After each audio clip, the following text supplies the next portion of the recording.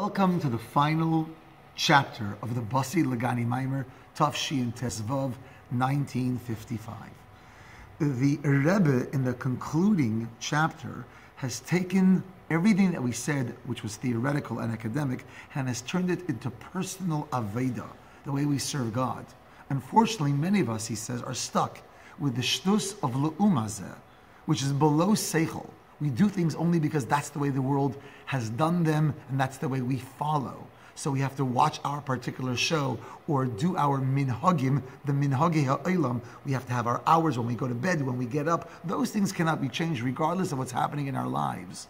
But when it comes to shtus dikdusha, when it comes to coming to a class on time, when it comes to coming to the shul, whatever it should be in matters of holiness, somehow those are easily pushed off our schedule when other things come up. And the Rebbe said we must change that. That's what we're holding now in the Maimer. Again, we're the last chapter, Eis Zayin, chapter 7. With a shleimus haveda, through the ultimate in service to God, we not only suppress our natural instincts, but ba'efen dehischapcha, we actually transform our instinct, so that the instinct for shtus that we have, which is automatically directed towards le'umazeh, we need to transform that same drive and turn it into shtus of kedusha, of holiness. And when we do that, the Rebbe says, atzei shitim dekdusha. We've taken the shtus, the folly, the foolishness, and we've built atzei shitim. We built a cedar wood of mishkan, of holiness, which then is, of course, the place where dira b'tachteinim, where we are manifest God's presence on this world.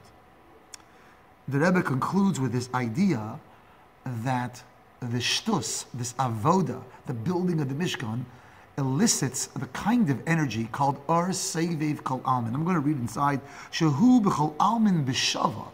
It's the kind of transcendent energy that's not designed to fit me or to fit you. It transcends, which means it's beyond my limitations, your limitations, and therefore we all receive it equally.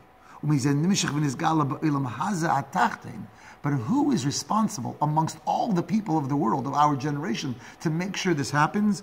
This is done Aidei Roshei Yisrael, Nesi'ei Yisrael.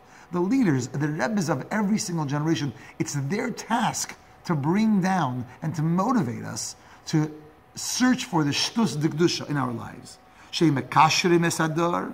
They are the ones that bind our generation with atzmusei mehusei yizbarach, God's essence.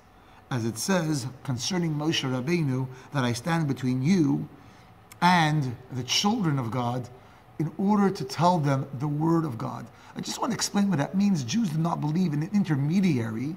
So imagine you have these two sides, these two banks that are connected by this river. The river stands in between bank A and bank B. That's not the purpose of a Rebbe, but rather the Rebbe is like he takes two ends of a rope and he ties them together, two ropes, he ties their ends together. He's not something in between the two ropes. He is what binds the two ropes.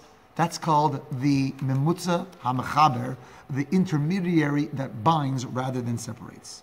When the Rebbe creates this bond, then we, by our service, then we fulfill the ultimate reason why God, so many thousands of years ago, created our world, that we should make this world, his world, a dwelling place.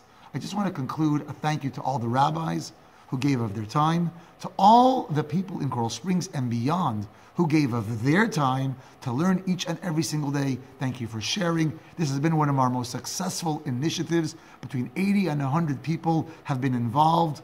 Thank you so very much. May all the brachas that we are asking for in the pan, and I hope you signed it, the note, should be fulfilled, B'kar of Mamish, very soon, Lamata Masar Tfachim, together you and I with Mashiach in the third Beis HaMikdash, and the Dira should be a reality. Thank you very much.